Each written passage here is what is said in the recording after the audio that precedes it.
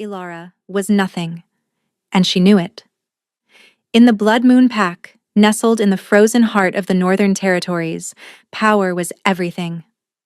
As an Omega, she was the lowest of the low, a creature of rags and shadows, her existence defined by the grime under her fingernails and the gnawing ache in her belly. Her life was a litany of menial tasks and casual cruelties, a cycle of suffering under the iron-fisted rule of Alpha Valerius, a man whose ambition was as cold and sharp as the winter winds. She was promised to him, not as a mate, but as a political pawn, a bride to be broken and discarded. But Ilara harbored a secret, a terrifying and divine truth that she chained deep within her soul. She was not wolfless, as everyone believed.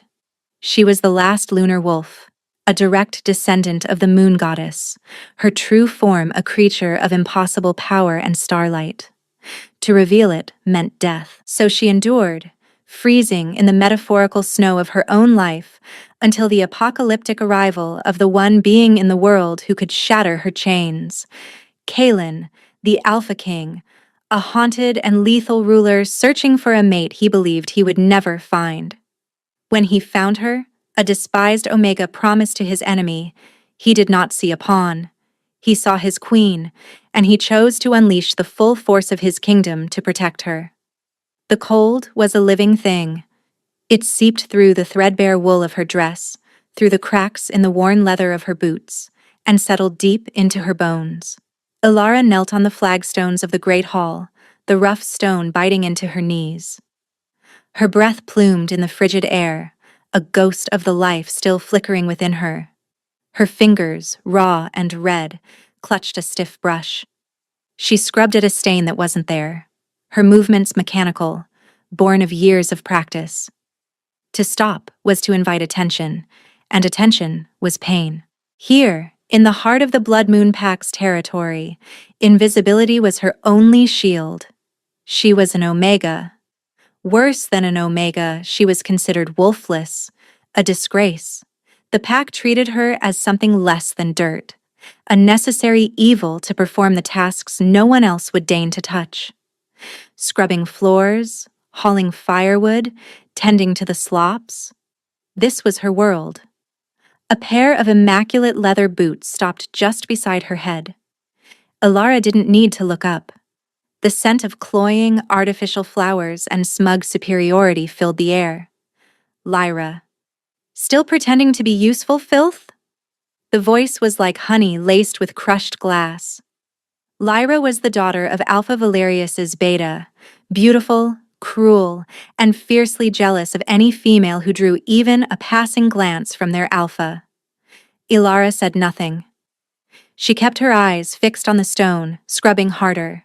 A response would only prolong the torment. Lyra nudged Ilara's shoulder with the toe of her boot.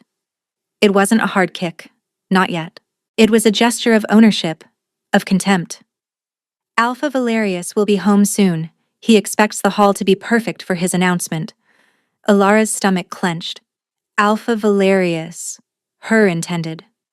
The thought was a shard of ice in her gut. He was a brutal, ambitious alpha who had clawed his way to power. He saw her not as a person, but as a stepping stone, a connection to a forgotten bloodline he believed held some minor political advantage. He had claimed her as his future bride, a proclamation that sealed her fate as his personal property. "Did you hear me, Wolfless?" Lyra's voice sharpened. "He has important news. News that will finally elevate this pack to its rightful place." Ilara gave a short, jerky nod, her hair falling across her face to hide the flicker of defiance in her eyes. She hated them. She hated the cold, the hunger, the endless degradation. But most of all, she hated the lie she was forced to live. Deep inside her, something stirred, a vast, silent power, coiled like a serpent made of moonlight.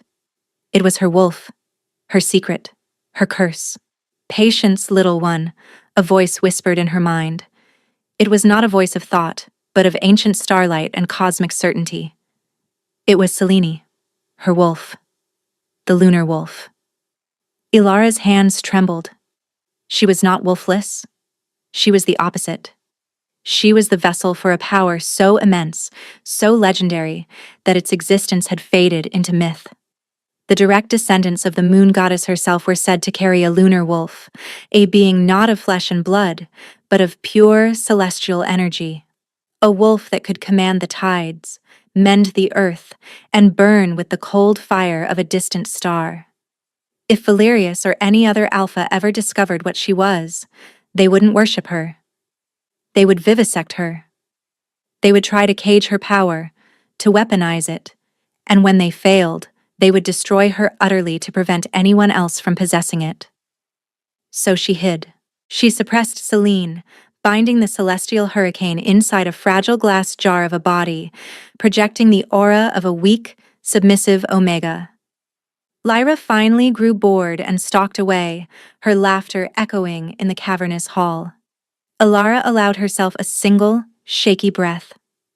The pressure in her chest eased, the coiled power of Selene receding back into the quiet depths of her soul. She finished her work as the weak afternoon sun began to fade, retreating to the only place that was hers.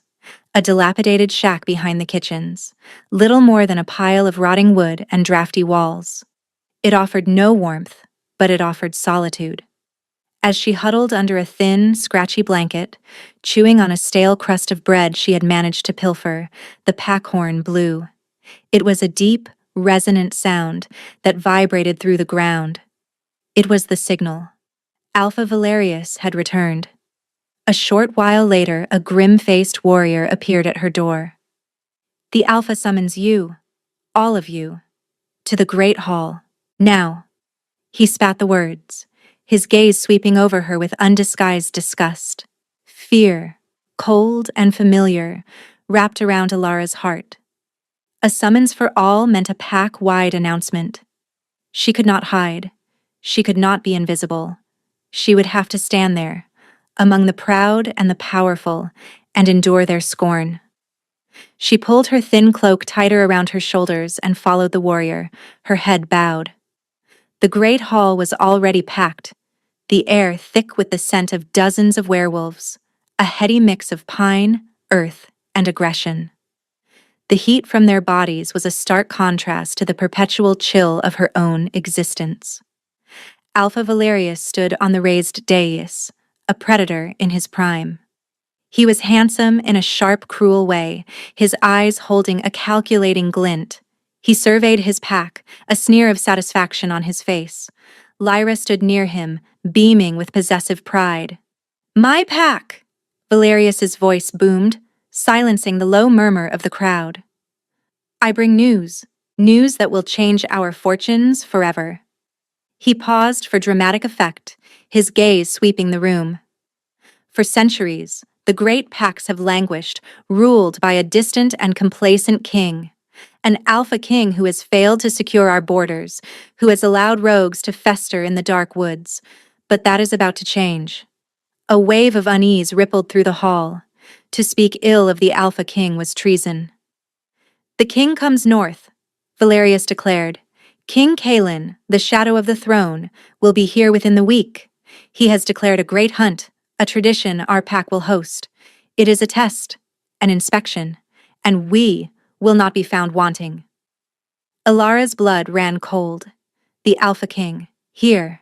Kalin was a figure of terrifying legend, the Alpha of Alphas. He was said to be ancient, impossibly powerful, his wolf a thing of shadow and fury. He had inherited a fractured kingdom and had spent the last century consolidating his power with ruthless efficiency. They said he was haunted, his heart frozen over after the loss of his family centuries ago, that he moved through the world like a storm front, cold and unstoppable, searching for the mate fated to him by the moon goddess, a mate he had long given up on finding. A pack-wide event, a mandatory gathering. There would be no hiding. He would see her. An alpha of his power would feel the lie of her omega status.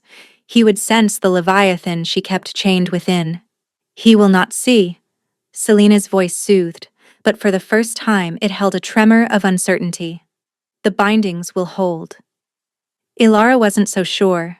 She felt a tremor of a different kind, a deep primal dread that had nothing to do with Valerius or her pack. It was the terror of a mouse realizing a hawk was circling overhead. Valerius's gaze found her in the crowd. A cruel smile touched his lips. This is our chance to show the king the strength of the Blood Moon Pack. Our discipline. Our purity. We will present ourselves as a united front. And I will present my bride. 100 pairs of eyes turned to her. Scorn, pity, disgust. Ilara shrank under the weight of their collective gaze, feeling smaller and more fragile than ever. The glass jar was cracking. The hurricane inside was waking up. The week passed in a blur of frantic preparation and mounting dread for Ilara. The pack was in a frenzy, cleaning, training, sharpening weapons. For them, it was a chance to impress. For Ilara, it was a countdown to exposure. The day of the king's arrival dawned clear and brutally cold. A layer of fresh snow blanketed the world, muffling all sound. The entire pack was assembled in the main courtyard, ranked by status.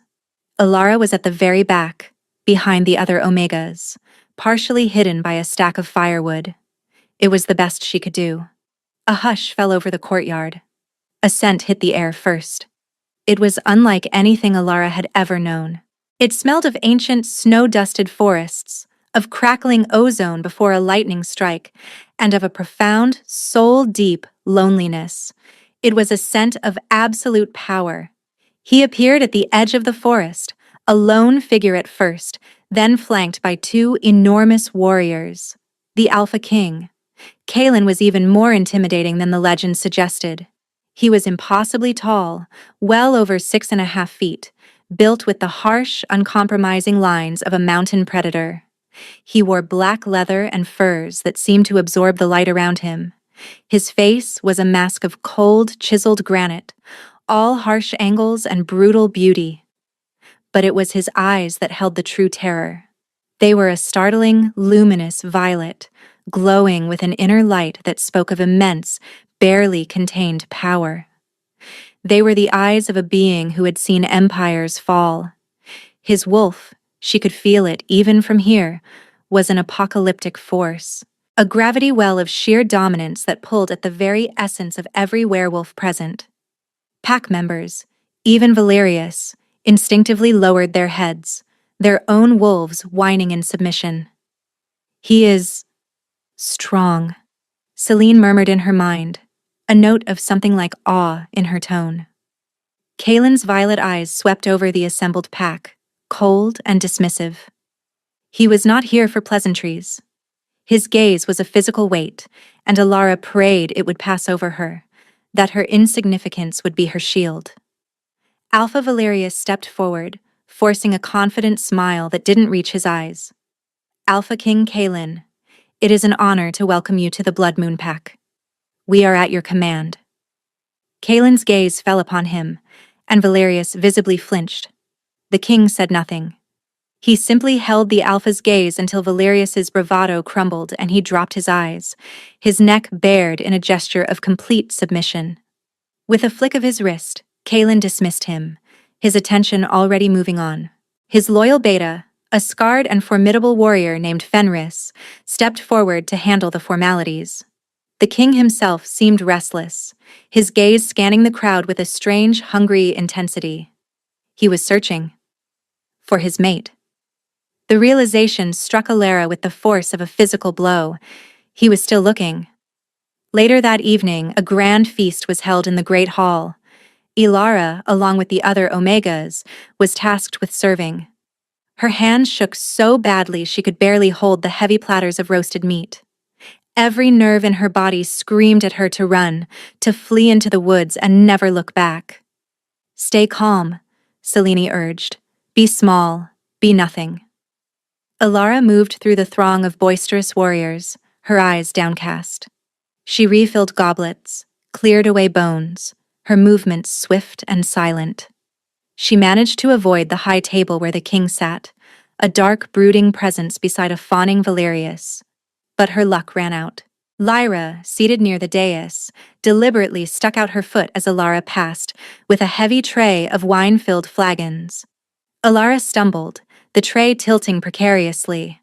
With a desperate lurch, she managed to save most of it, but a single flagon tumbled off, crashing to the stone floor right at the foot of the king's throne-like chair.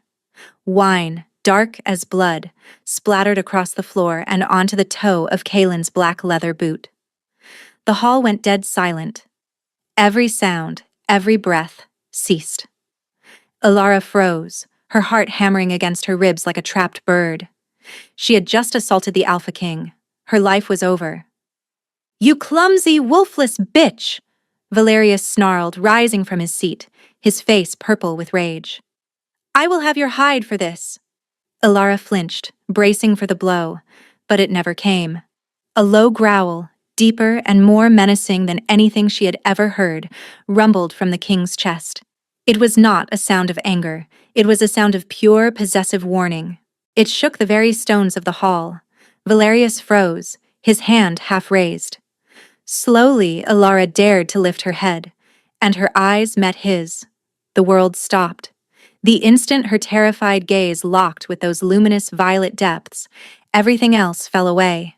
The noise, the fear, the cold, it all vanished, replaced by an apocalyptic jolt that arced between them. It was a lightning strike to her very soul. A scent flooded her senses, overwhelming and intoxicating. Ancient forests, ozone, and a deep, aching loneliness that called to the very core of her being. It was him. Her mind, her body, her soul screamed a single, terrifying word. Mate. At the same time, she felt his shock. She saw the surprise flash in those violet eyes, the mask of cold indifference shattering like glass. His wolf, the shadow beast of legend, roared to the surface. She didn't hear it with her ears, but she felt it in her bones, a psychic bellow that shook the foundations of her world. Mine. The word was not a thought. It was a brand, seared onto her soul. It was a claim, absolute and undeniable. Panic, pure and feral, clawed its way up her throat. This couldn't be happening. Not him. The Alpha King, the one being in the world powerful enough to see through her deception. He would know what she was. He would see the celestial fire she hid, and he would take it.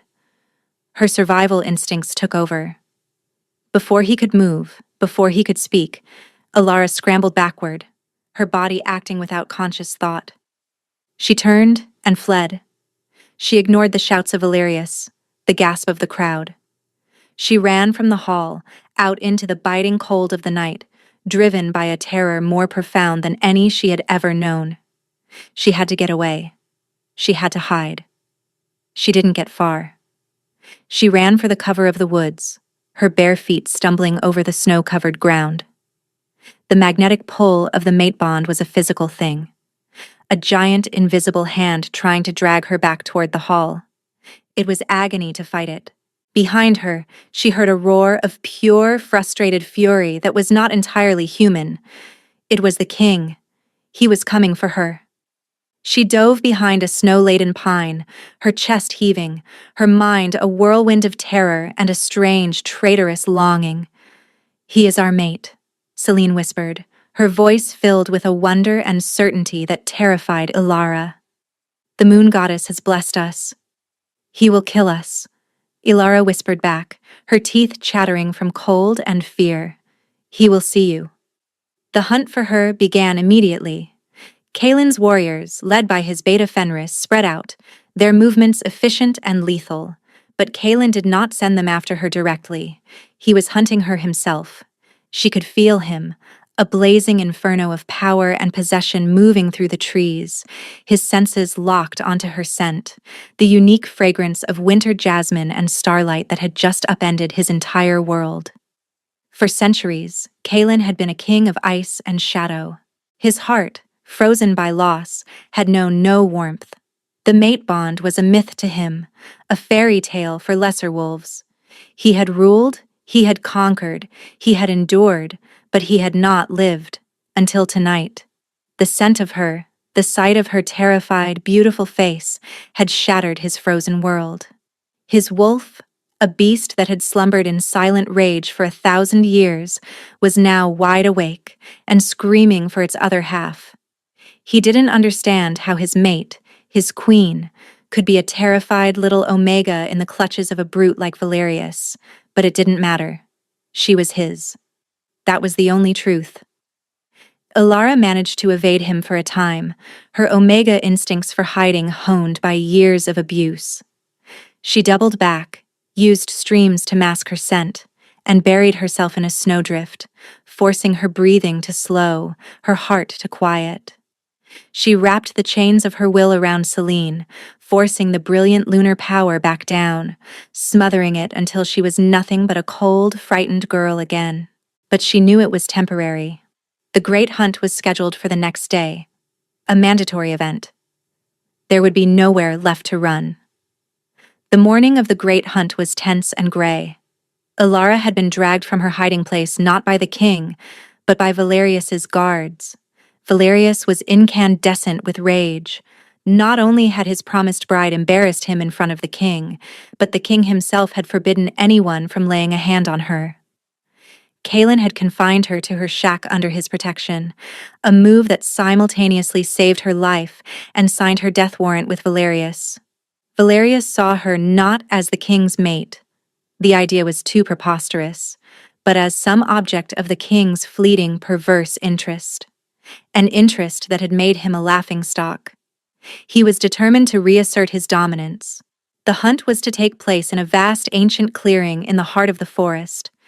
The pack gathered, their energy a manic, bloodthirsty thrum in the air. King Kaelin and his men stood apart, watching, the king's violet eyes scanning the crowd, searching for her. Elara tried to hide among the other Omegas, but it was no use. Valerius strode into the center of the clearing, his voice dripping with venom. Today, we hunt. We show the king the strength of the Blood Moon Pack, but first, we must purge our weakness. His eyes locked on Elara. A sick feeling of dread washed over her. We have among us a disgrace, he spat, pointing a finger at her. A wolfless creature who has brought shame upon us. She is a blight, an infection that must be cleansed. Lyra and two of Valerius's brutish enforcers moved toward her. Panic seized Elara. She looked toward the king, a silent plea in her eyes. Kaelin tensed, a low growl starting in his chest, and he took a step forward. But Valerius was clever.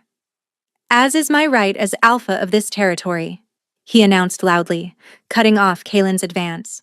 I claim the ancient right of the alpha's judgment. Before the hunt begins, I will pass sentence on a member of my own pack for crimes against our laws. It was an old, obscure law, but a valid one. It was an alpha's sovereign right within his own territory.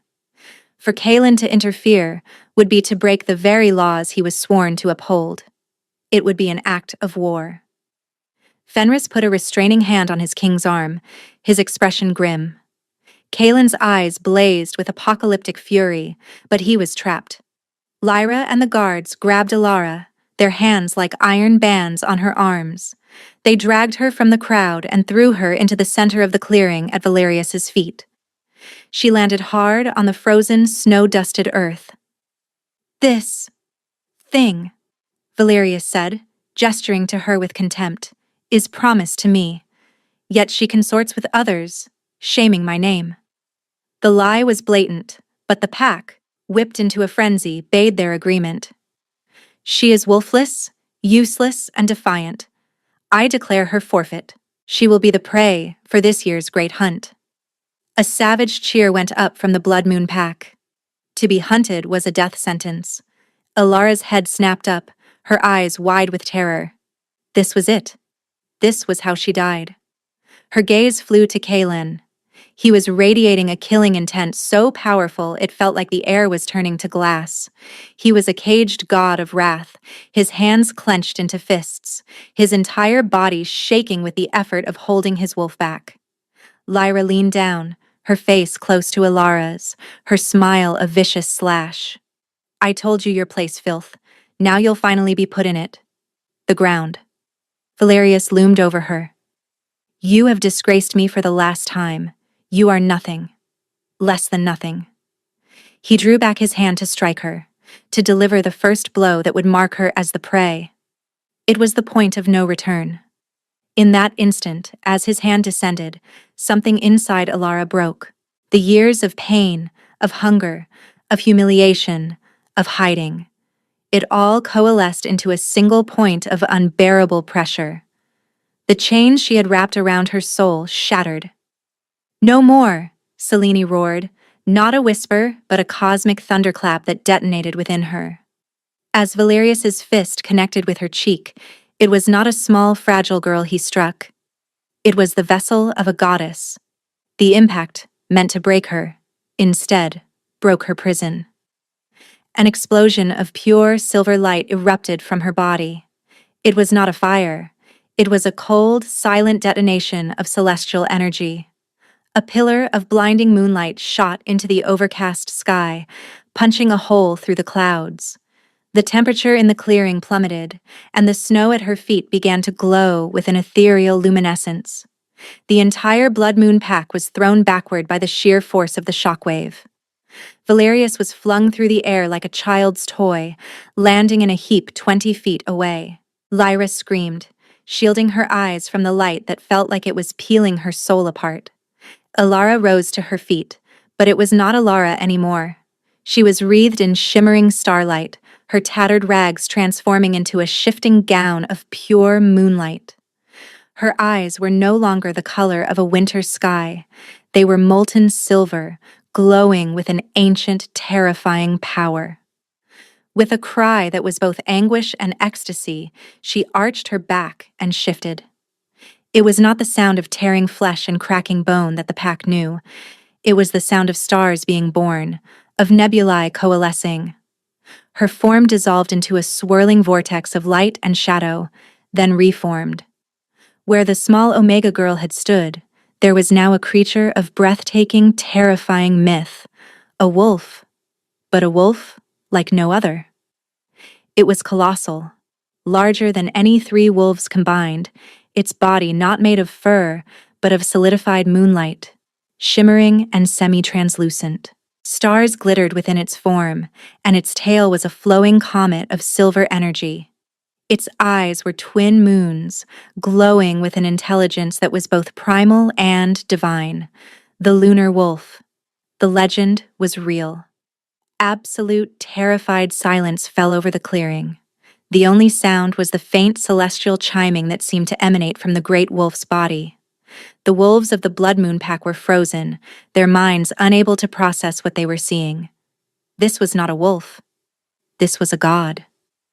Valerius stared, his face a mask of horror and disbelief. Lyra had fallen to her knees, trembling, her smug cruelty vaporized by sheer holy terror.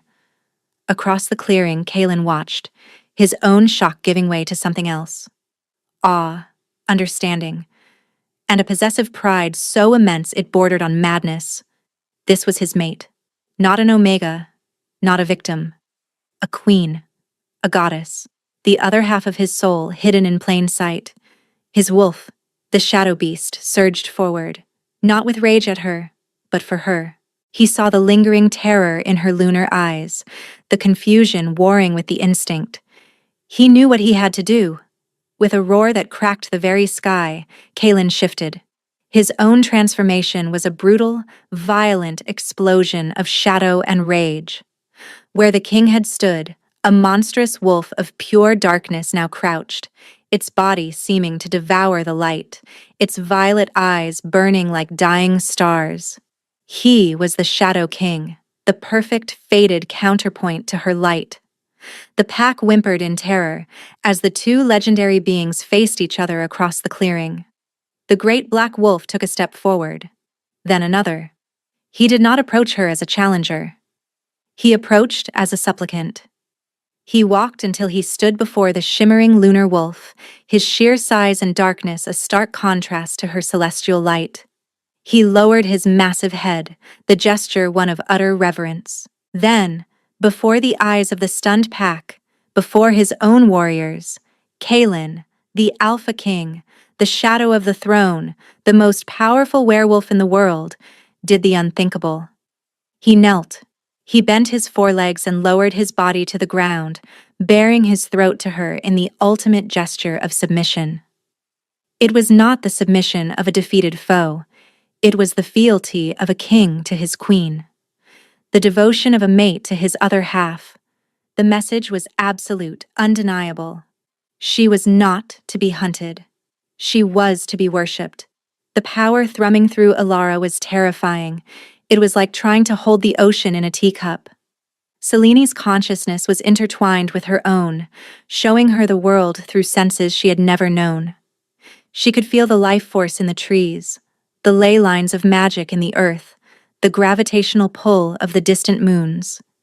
And she could feel him. Kalen. His submission was a balm on her frayed nerves, a silent vow that resonated deep in her soul. He was not her enemy. He was her shield. With an effort of will that felt like wrestling a star, Alara forced the shift to reverse. The celestial light swirled and condensed, the colossal wolf form dissolving back into the shape of the girl. She stood there, swaying, the gown of moonlight fading back into her tattered rags, her eyes slowly returning to their normal color, though now they held a silver sheen that had not been there before. Kalen shifted back as well, the shadows receding to reveal the man. He rose to his full, intimidating height, but his expression was no longer cold. His violet eyes were blazing with a fierce, protective fire. He strode to her side, ignoring the gasping crowd, and wrapped his own luxurious fur cloak around her trembling shoulders. It was warm and smelled of him, of forest and lightning. "It's all right," he murmured, his voice a low rumble meant only for her. "I have you." He turned to face the shell-shocked Blood Moon pack. His gaze fell on Valerius, who was still struggling to his feet, his face a mess of blood and snow. The king's expression turned lethal. "Valerius." Kalen's voice was deceptively calm, but it held the promise of apocalyptic violence. "You laid a hand on my mate. You sentenced my queen to be hunted like an animal." The words, "my mate" and "my queen," struck the pack like a physical blow. A collective gasp went through the crowd. I didn't know," Valerius stammered, his arrogance shattered, replaced by crawling, desperate fear. "She was an Omega, wolfless, a nobody." "She was hiding from monsters like you," Kalen snarled, his control snapping. "And your reign of terror is over." He flicked his gaze to Lyra, who was trying to crawl away. "Both of you." "Fenris," the king commanded without looking at his beta. "My king." Fenris was instantly at his side. "Take them. And any who stood with them. Put them in chains. They will face my judgment. Move." The single word was an alpha command of such immense power that Lyra and Valerius's enforcers collapsed, their bodies unable to defy it. Kalen's warriors moved in, efficient and merciless, dragging the screaming, protesting antagonists away. Kalen turned his attention back to Alara. He gently cupped her face, his large, calloused thumb stroking her cheek where Valerius had struck her. A faint silver light glowed from her skin where he touched her, the bruise already fading under the influence of her latent lunar power. "I am taking you with me," he said. It was not a question. It was a statement of fact. "You will never be cold or hungry or afraid again. I swear it on my life." She could only nod, overwhelmed by the speed of it all, from Omega to Queen. From victim to the mate of the most powerful being she had ever met, she looked into his violet eyes and saw not a tyrant or a conqueror, but a man who had been just as lost as she was, a man who had finally found his way home. He swept her up into his arms as if she weighed nothing and carried her from the clearing, away from the terrified stares of her former pack. He didn't take her to her hovel.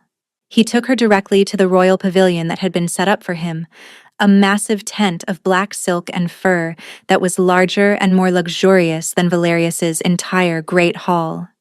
Inside, A fire blazed in a brazier, and thick furs covered every surface. It was warmer than anywhere Alara had ever been. Kaelin gently set her down on a pile of soft pelts before the fire and knelt in front of her. "Are you hurt?" he asked, his voice softer now, the lethal edge gone. I don't know what I am," she whispered, her voice hoarse. "You are Ilara," he said, his gaze intense, "and you are the last lunar wolf. My fated mate, my queen." He spoke the words with a reverence that made her heart ache. "How did you know?" "There are prophecies," he explained, his voice low and mesmerizing. "Ancient texts that speak of the Shadow King who would unite the Pax under a banner of night. But the prophecies all said his reign would be one of sterile, cold order, a kingdom without a heart. Until his queen was found." He reached out and took her hand, his fingers warm and strong around hers. The prophecy spoke of a daughter of the moon, a wolf of starlight hidden in a shell of sorrow. It said she would be the heart of the kingdom, the light to his shadow. It said her coming would herald a new age of balance.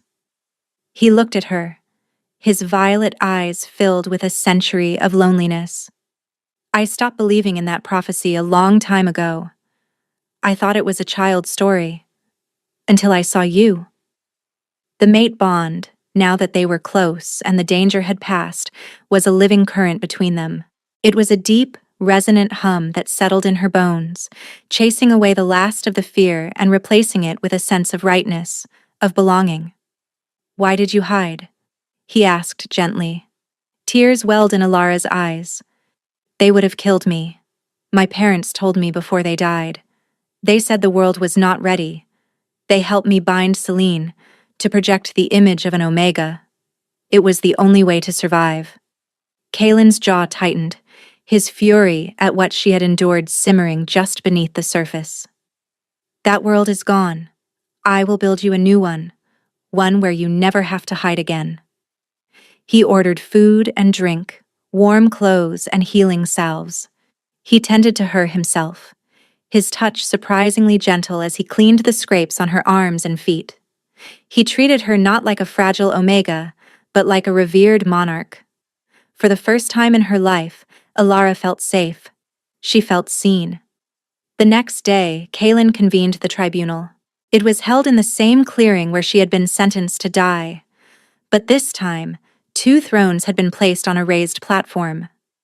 One was of dark, obsidian-like wood, carved with shadows and snarling wolves.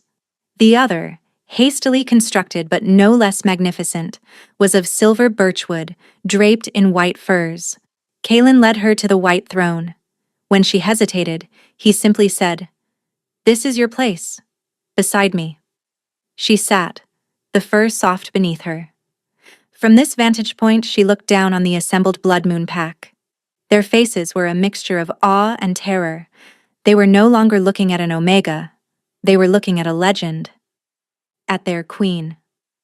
Valerius and Lyra were dragged forward in chains, their fine clothes torn and muddied. They were forced to their knees before the thrones. "Alpha Valerius of the Blood Moon pack," Kaelin's voice boomed, devoid of any warmth. "You are charged with high treason against the crown. You have abused your power, terrorized your people, and you raised a hand against your queen."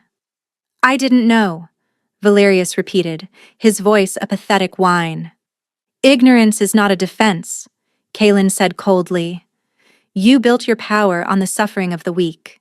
You saw a young, seemingly helpless girl and your first instinct was to crush her. That is your crime. You are unfit to lead. You are unfit to live among wolves." He then turned his gaze to Lyra, who was sobbing uncontrollably. "And you? You took pleasure in the torment of one who had done you no wrong. Your jealousy and cruelty are a poison." Kaelin looked at Alara. His expression softened. "The crimes were against you, my queen. The sentence, therefore, is yours to pass." All eyes turned to her. The pack held its breath. Valerius and Lyra stared up at her, their lives hanging on her word. This was the ultimate power shift. The girl they had tormented now held their fates in her hands. Elara looked down at them. She saw Valerius's sneering face as he sentenced her to be hunted.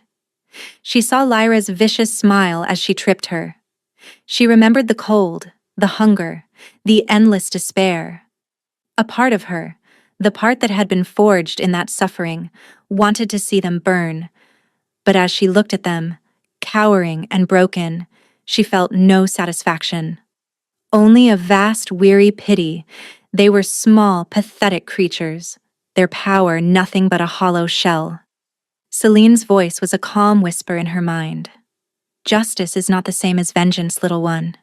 You are a queen now. Be just. Elara took a deep breath, her voice clear and steady when she spoke, ringing with an authority she didn't know she possessed. Your cruelty was born of your own weakness, she said, her words carrying across the silent clearing. You feared anything you could not control or understand. You will have time to contemplate that weakness. She looked at Kaelin.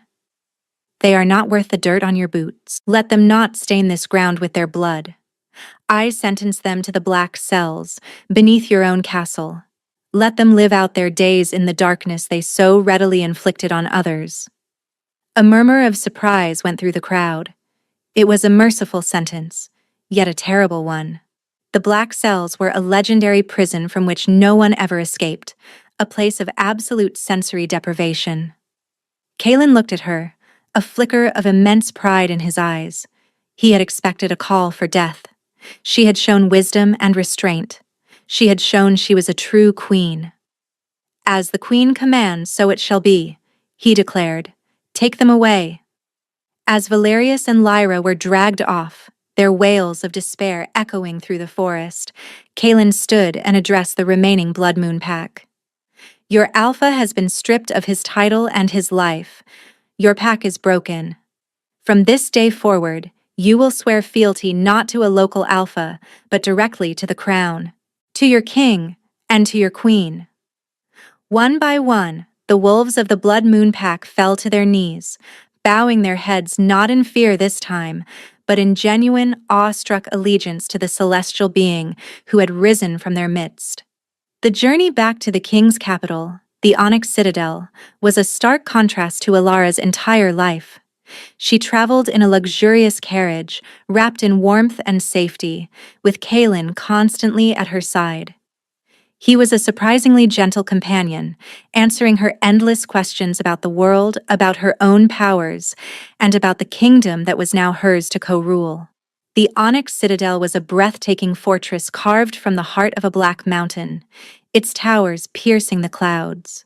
It was a place of immense power and stark beauty. As their procession arrived, thousands of werewolves lined the streets, their heads bowed as the king and his newfound queen passed. Whispers of the lunar wolf had spread like wildfire.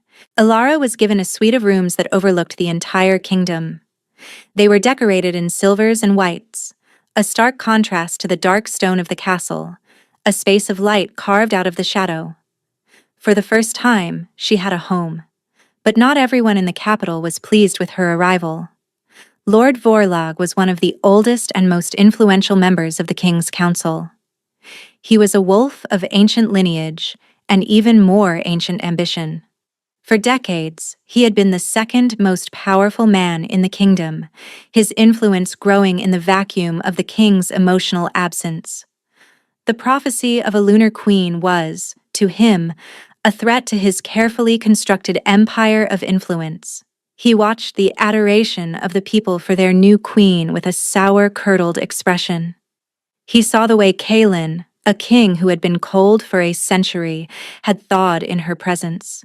His power was slipping away, and he would not allow it. A few weeks after their arrival, Kaelin was called away to deal with an urgent border dispute, a remnant of the chaos Valerius had allowed to fester. He was reluctant to leave her, his protective instincts on a knife's edge. I will be gone only 2 days, he promised, holding her hands in his. Fenris will remain. My royal guard will not leave your side. You will be safe.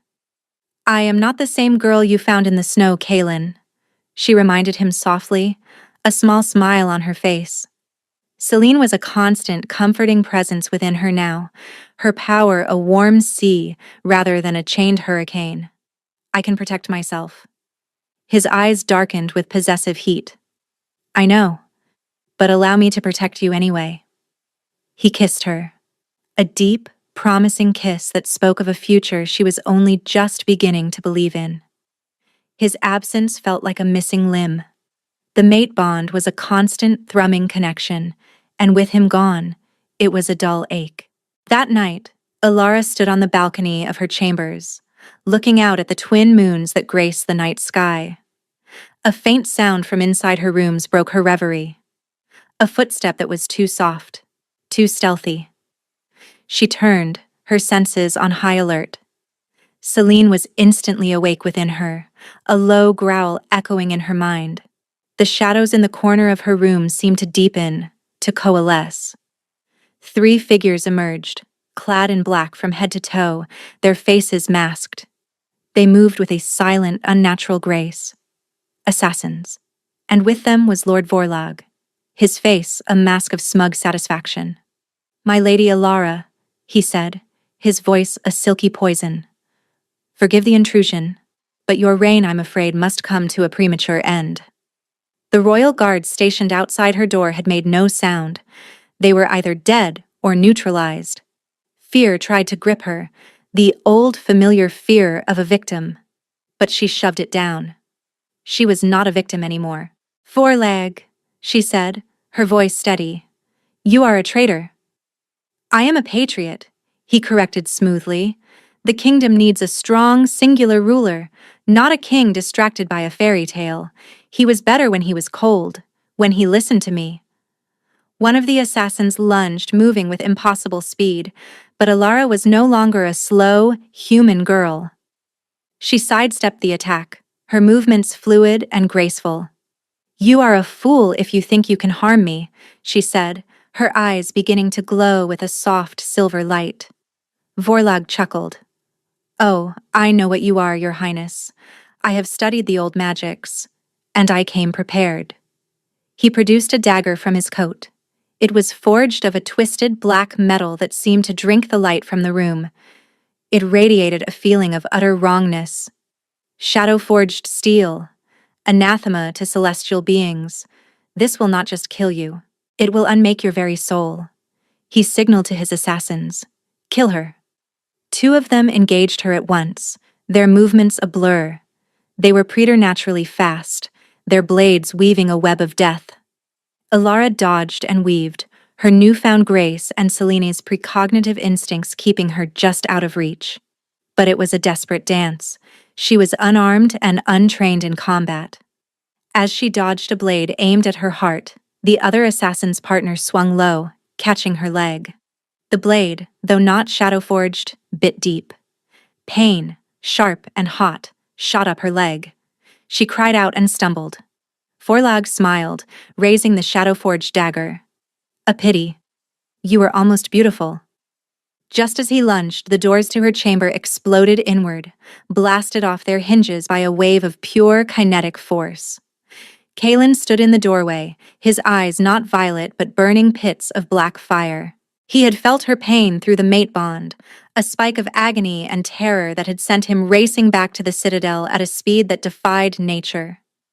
He had returned in 1 hour, not 2 days.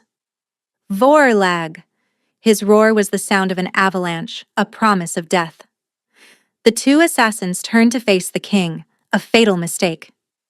Kalen moved, a blur of shadow and fury. He dispatched them in 2 heartbeats, their lives ending in brutal, final motions of his claws. But the distraction was what Vorlag had counted on.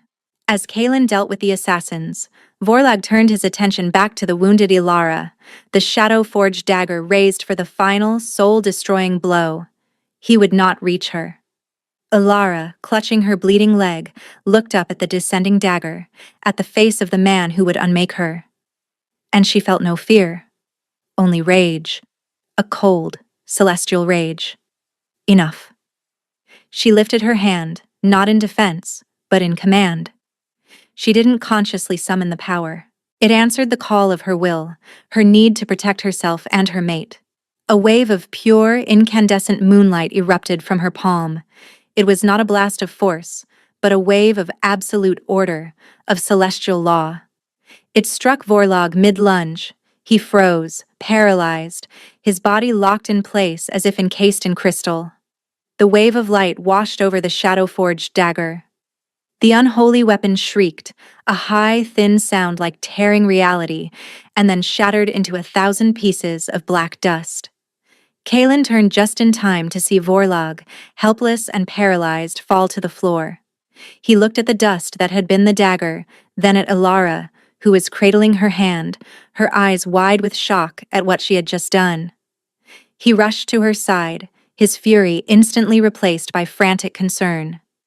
He examined her leg, his touch gentle. "The power of the moon is already mending it," he murmured, seeing the skin slowly knitting itself back together. He then looked up at her, his eyes full of awe. "You saved yourself." I didn't know I could do that," she whispered. He smiled, a true, breathtaking smile. "We are learning about your power together, my love." He stood and walked over to the paralyzed form of Lord Vorlag. The moonlight holding him was already fading. Feeling began to return to his limbs. He looked up at Kaelin with terrified eyes. "My king." Kaelin's expression was terrifyingly blank.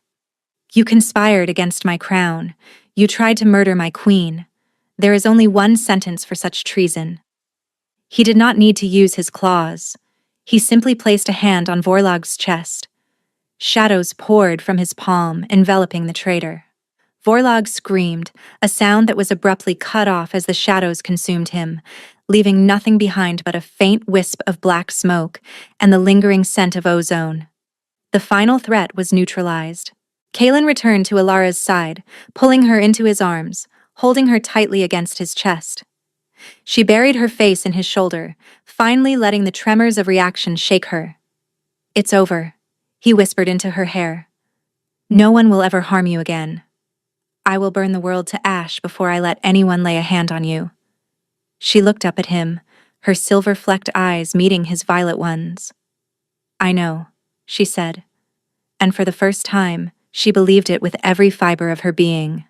6 months passed. Winter gave way to a vibrant spring, and the kingdom thrived under the dual reign of its Shadow King and Lunar Queen. The balance Kaelin had maintained through fear was now tempered by the hope and light Alara brought. She was not just a consort. She was a ruler in her own right, her wisdom and compassion earning her the adoration of their people. Alara stood on the great balcony of the Onyx Citadel, the same one where she had been attacked. The evening breeze was gentle, carrying the scent of blooming moon-petal flowers from the gardens she had planted herself.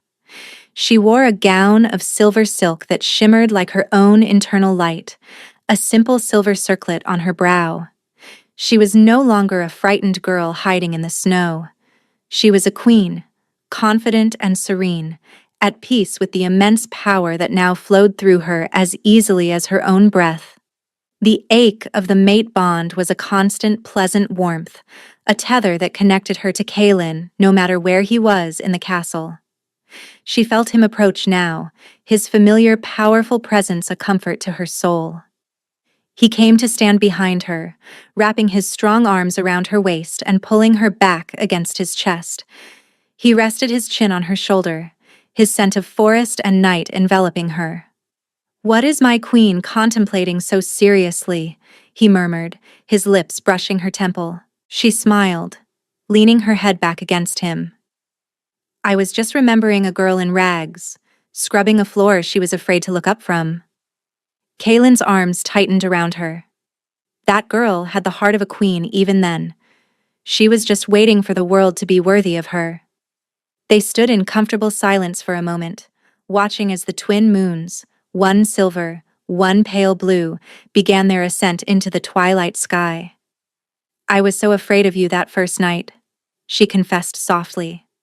"I thought you were a monster come to devour me."